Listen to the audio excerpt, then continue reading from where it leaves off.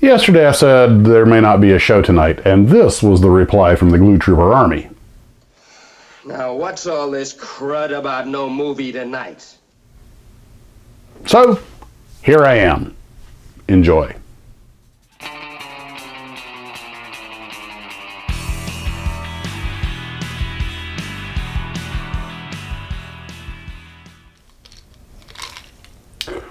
Well, good evening, Glue Troopers, and I thought I would start this evening off with my usual water glass full of bourbon and the newly approved Max's models on airwear, which is a gift from my son, Eduardo, which is a convertible Mustang. It says, still plays with cars. So, thank you, Eduardo, for that birthday present. Well, as you guys know, I was out of town for part of the day. I had to go down to Tona Beach, and when I was out at Spruce Creek, I caught this picture of this home-built, I think roughly half-scale Spitfire, and it gave me a thought. And you know, you're a model builder when you see something like one of these smaller scale home-built fighter planes, and the first thing you think is, that's off-scale, but you know, that would be a good way to put a 1/72nd scale airplane on a 1/48 scale diorama and make it work. Just say, oh yeah, it's just a home built. So if you happen to have like your 141 scale Cessna 182 or 180, excuse me, which I have one back there in the case. I built many of those in my life, and actually, I'm sorry, it's hanging up there. And I have one right there. Now that one is a straight tail wheel, and that one's been converted to jump plane tricycle gear, and the bloody wheel fell off again.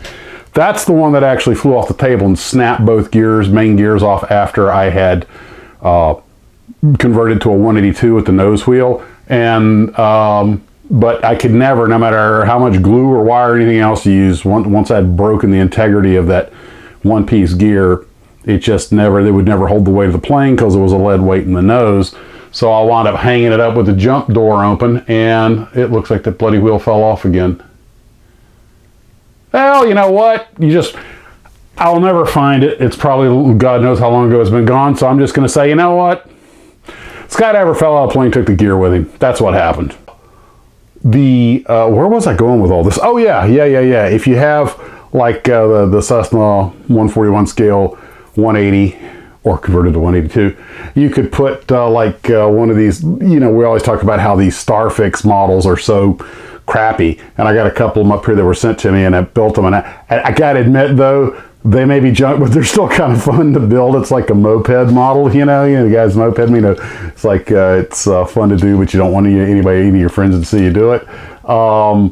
Although I got to be honest, except for the landing gear, their P-51 isn't really all that bad. It looks okay on a stick, but I digress. So you could put those together, diorama. Oh yeah, that's just a home built, you know, and it would work. So the stuff I was actually going to talk about before I zipped off on one of my famous tangents was that you could use home-built aircraft or things like that as an excuse if you wanted to display, you know, inappropriate scales together. Oh, you know, they're just home-builts or something like that. Anyway, you know, or they're movie props or something like that. You know, you can get away with anything if you get a little set of guys with movie cameras and just put it in front of it. Then there are no rules because it's just, oh, they're shooting a movie. That's why all this stuff is wrong. When you think about it, that could be kind of fun. Imagine getting some, when they filmed like the movie Patton in 1970, you got the Spanish Army to provide the tanks. Well, obviously the Spanish Army wasn't using, you know, Tigers and Mark IV Panzers. So, of course, all the German tanks were Pattons, ironically. So you can get like a Patton tank model and paint it, you know, khaki with the desert tan with the Balkan cross and just put a movie. Oh yeah, that's where they're filming the movie Patton. It might be kind of fun to deliberately do stuff wrong just to drive a few of the rivet counters nuts. Our pirate model building it is. So, bourbon good.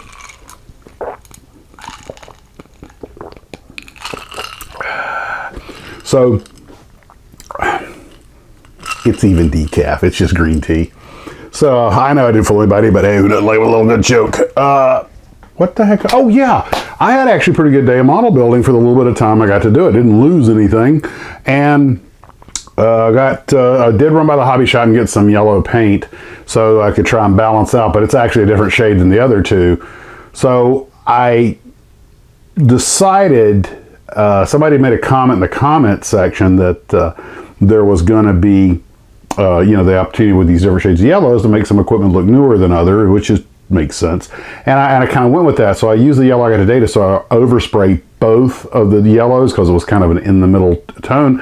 And it kind of brought a little balance to it. They still look different, but not quite as radically. And I left some of the wear and tear, and I deliberately left some of the dark areas on the bottom where the paint was still a little thin. I left that the way it is so that it kind of creates shadow. And I'm kind of liking the way it's starting to look. I got the rocket, the Vanguard, I got the centerpiece taped off. I got now primed in white, so I can go ahead and next step, and as soon as I'm done with this video, it should be hardened enough that I can put some clear coat over it. Then when I get back, because I go to work tomorrow, I'll be gone for 4 days. When I get back, I'll see if I can't put the black lacquer on it and then the metallizer, make the spike for it, and the rocket will mostly be, decal it, of course. So it's making progress. I got the gantry painted today, and obviously when you're dealing with something that, 2 sections white, 2 sections red, 2 sections white, 2 sections red, you got to really be careful. Make sure your parts are oriented right, you got the right part, because it is really, really, really easy to get it out of order. You put the thing together, because I was doing it, I wanted to pre-paint it before I assemble it. And after I assemble, I can just touch it up. But because it would be impossible to tape off, I don't know how you tape off the inside. I suppose you could tape it off framing member by framing member. That would be a pretty tedious operation. So I think it was easier to do it this way. And but it's real easy. You got to make sure I triple check, because otherwise you put the thing together and some of the reds and whites are out of place. Like, not again. So I didn't want that to happen. And jet flying overhead. Actually, turboprop. Oh, I saw something today. I saw a P3, the 4-engine turboprop, the Lockheed, and a Boeing P8, both fly over in formation. I was wondering if that was some kind of retirement ceremony, because when I drive by NAS Jacks these days, I count like 28 of the P8 Poseidons and maybe 1 or 2 of the P3s, and to be honest, I'm not even sure why what they're using them for. It had the MAD out, the magnetic anomaly detector, so I assume it was an anti-sub variant, but it could have been something else. They use that airframe for a few other things, but and Customs got some of them, but they have the dish on them, the big AWACS dish on them, so they say Customs on them, and NOAA has some of them. Did you guys know that NOAA, the National Oceanic and Atmospheric Administration, actually is, they have ranking, they're considered part of a type of military organization. They have commissioned rank and everything. It's kind of a different world, but you realize that. Anyway, enough of that. So I got a little work done on the Pawnee, got it primed in white, and once that hardens, I'll give it another coat, and then I'll start weathering it and putting the markings on it and everything. Haven't quite decided how I'm going to mark it up. I will be probably putting the black glare shield on it, like the one I used to tow gliders with, and I might put a tow hook on it, make it look more like a glider tug. So the kit does not come with any agricultural apparatus. If you want to put a spray bar or a spreader on it, you're going to have to make it yourself. So the other thing I want to talk, I didn't actually do anything on the Terra Cruiser, but I did get some work on the Pawnee and the Vanguard done, and that's really where that's at. I guess that's pretty much everything. Like I say, didn't get a lot of stuff done today because I had other things to do, and I won't even be getting out here tomorrow. I gotta leave in the morning. So that's where we're at. I think there was something else I wanted to talk about that I'm forgetting about. Well, guys, that's all I got for tonight. I won't be taking a kit model with me because I'm planning to go to a museum when I am in Cleveland again for 30 hours. Also, some folks asked about the submarine. I didn't see the sub open for tours, so I don't know if it's open or not. They weren't even going to open up the William G. Mather. They were going to leave it closed for the season, but apparently they were able to get enough volunteers. They decided to go ahead and do it, so I was very fortunate to get to view that. I'm glad you guys are enjoying that video. Lake freighters I've always found them kind of intriguing. Of course, I find pretty much everything intriguing. So, but the the thing about the Mather that I was impressed is just how long it was in service, 25 to 80. I mean, that's a long time. And as anyone who's from the Great Lakes area knows, there's like 4,000 shipwrecks up there, so including like 400 major vessels. Is that number right? Anyway, point being that, you know, it may technically be a lake, but trust me, it can be a beast. Well, guys, you may notice a lot of cuts in this one because I'm breathing way too many fumes. Fumageddon! Well, guys, that's all I got for tonight. Take care of yourselves, and as always, model on.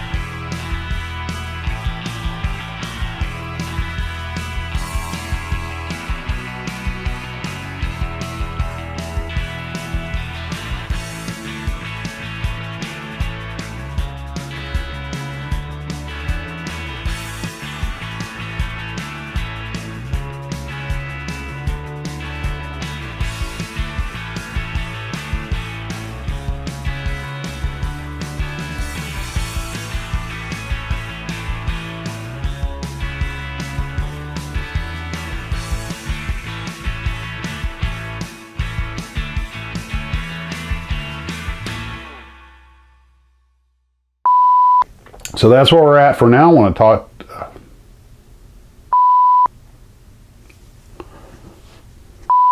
Thinking important thoughts. Now if they would just lock in. Well, guys, that's all I've got tonight. That's all the news that is the news. It's all the news that is, oh, whatever. Model on. I'm so dizzy.